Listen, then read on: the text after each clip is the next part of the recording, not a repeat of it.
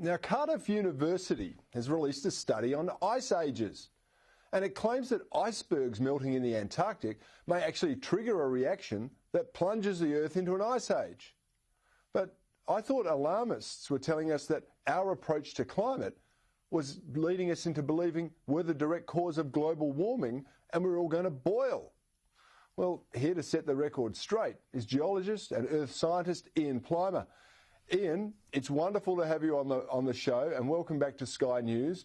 Before I get into this malarkey about the climate change wars and who's right, I want to ask you how you are. You've been fighting the biggest battle of your life over the last 12 or so months, and how you're coming out the other side.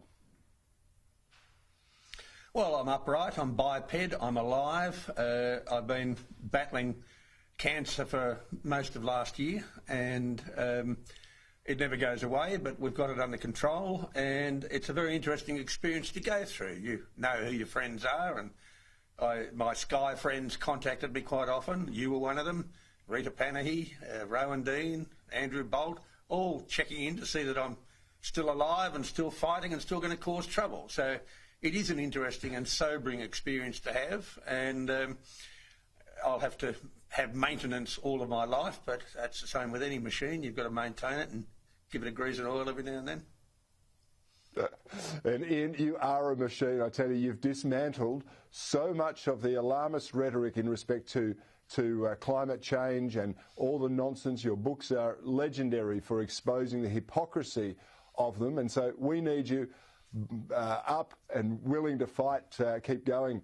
But let's go to this latest study. It reminded me of, I think, a 1971 Time magazine cover warning of a global ice age was impending and we were all going to be destroyed by an ice age. Then we were told we're going to cook, and now we're saying the ice age is coming again. What's going on? Well, what's going on are cycles. It's normal to have cycles of climate. We are getting towards the end of a warm period. The peak of the warmth was about 5,000 years ago, and we are heading for the next inevitable ice age. Now, I know it will be on a Tuesday. I just can't tell you which Tuesday. But climates are cyclical, and just because you live on planet Earth doesn't mean that you are controlling major planetary systems. For you to think that you can actually control what's happening on the planet means you to have an ego incommensurate with your knowledge. But Ian, you're a geologist. You deal in timelines that are far greater and longer than the Bureau of Meteorology. The temperatures that we've had in recent years, are they unprecedented in history, or are they normal? Are carbon dioxide concentrations higher or lower than they have been?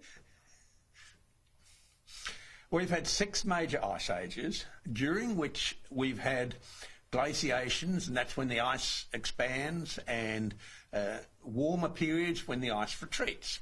All of that happened before humans were on planet Earth, and every single major ice age started when we had more carbon dioxide in the atmosphere than now. To use the word unprecedented shows that you've expunged history and geology from your knowledge. And to use the word climate emergency indicates that you have absolutely no knowledge about the past. You can talk about things being unprecedented or an emergency if you totally get rid of the past. And by having at least 40 years of dumbing down our education system and having people now not taught to be critical and analytical in their thinking, not taught history, not taught planetary history, you can get away with anything. And that's what the climate alarmists are doing. And the Bureau of Meteorology is doing exactly that by using words like unprecedented. You've only got to go to their own records to show that they're telling porky pies. Well, why wouldn't we be surprised that as the education system has been dumbing down the teaching of classical studies and sciences, they're also hijacking the language, as you rightly point out, that unprecedented means it hasn't happened in the last 20 years instead of it hasn't happened in the last 5,000 or 6,000.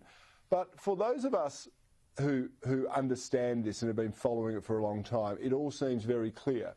But what about the people who are starting to question the link between humans and global warming? What are the claims, and are they right, or are they just merely overcooking it?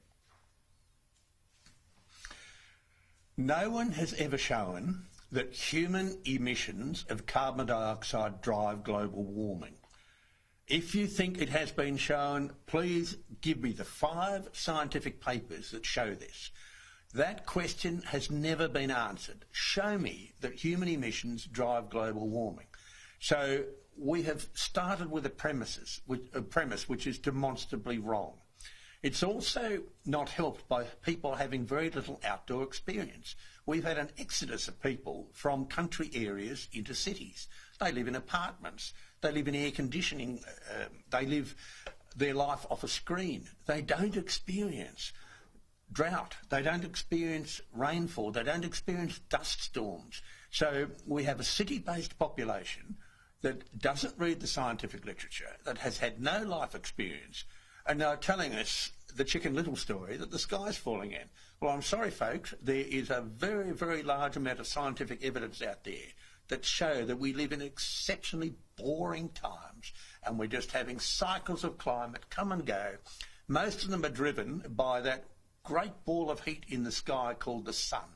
And for some odd reason, that ball of heat controls temperature on the Earth. You heard it here first.